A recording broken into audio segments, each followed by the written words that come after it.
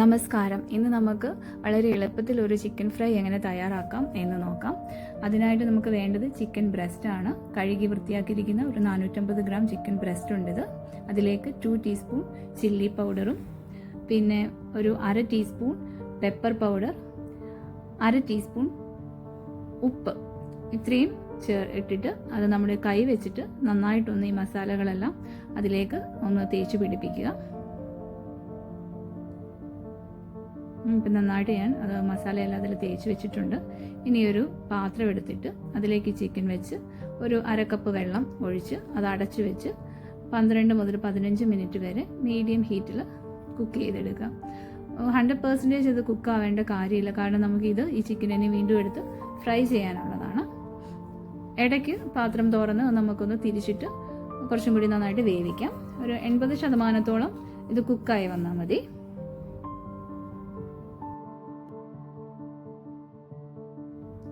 ഇപ്പം ചിക്കൻ ഇവിടെ നന്നായിട്ട് കുക്കായിട്ടുണ്ട്. നമുക്കതൊരു പാത്രത്തിലേക്ക് എടുത്ത് മാറ്റാം.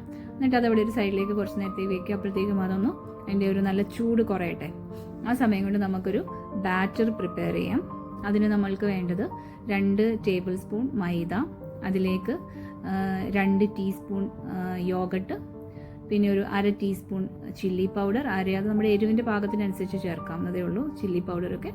പിന്നെ ഗാർലിക് പൗഡർ 1/2 ടീസ്പൂൺ, ആവശ്യത്തിന് ഉപ്പ് ഒരു 1/4 ടീസ്പൂൺ ഉപ്പും കൂടെ ചേർത്ത് നമുക്ക് നന്നായിട്ട് മിക്സ് ചെയ്യാം. കൂടെ തന്നെ ഒറിഗാനോ ഞാൻ ചേർക്കുന്നുണ്ട് 1/2 ടീസ്പൂൺ.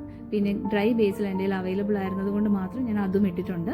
ആവശ്യത്തിന് വെള്ളം ഒഴിച്ചതും കൊണ്ട് ഒരു നല്ല ബാറ്റർ പ്രിപ്പയർ ചെയ്യാം.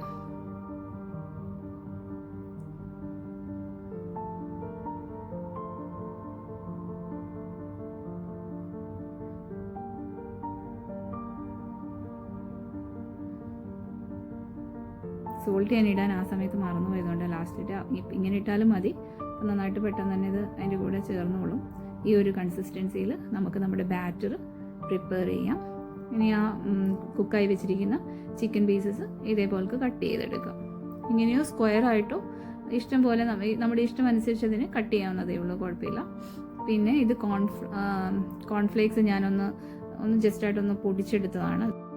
ഇനി നമുക്ക് ചിക്കൻ പീസസ് നമ്മുടെ ബാറ്ററിൽ മുക്കി കോൺഫ്ലേക്സിൽ കോട്ട് ചെയ്തെടുത്ത് ഫ്രൈ ചെയ്യാനായിട്ട് തുടങ്ങാം. ഒരു പാത്രം എടുത്ത് അതിൽ ആവശ്യത്തിന് എണ്ണ ഒഴിച്ച് ഏത് ഓയിൽ വേണമെങ്കിലും നമുക്ക് യൂസ് ചെയ്യാം. അത് ചൂടായതിന് ശേഷം അതിനകത്തേക്ക് ഇട്ടേക്ക് ഗോൾഡൻ ബ്രൗൺ ആവുന്നിടം വരെ ഇട്ടത് ഫ്രൈ ചെയ്തെടുക്കുക. ഇത്രയേ ഉള്ളൂ.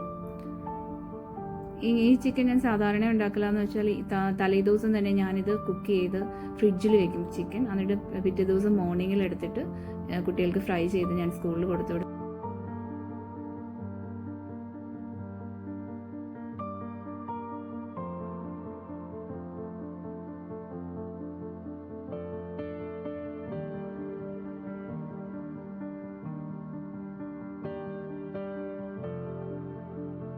വളരെ എളുപ്പം തയ്യാറാക്കുന്ന നമ്മുടെ ചിക്കൻ ഫ്രൈ റെഡി ആയിട്ടുണ്ട്. കെച്ചപ്പോ ഗാർലിക് സോസോ മയോണീസോ എന്ത് വേണമെങ്കിലും നമുക്ക് ഇതിൻ്റെ കൂടെ ഡിപ്പായിട്ടും കൂടെ യൂസ് ചെയ്യാവുന്നതാണ്.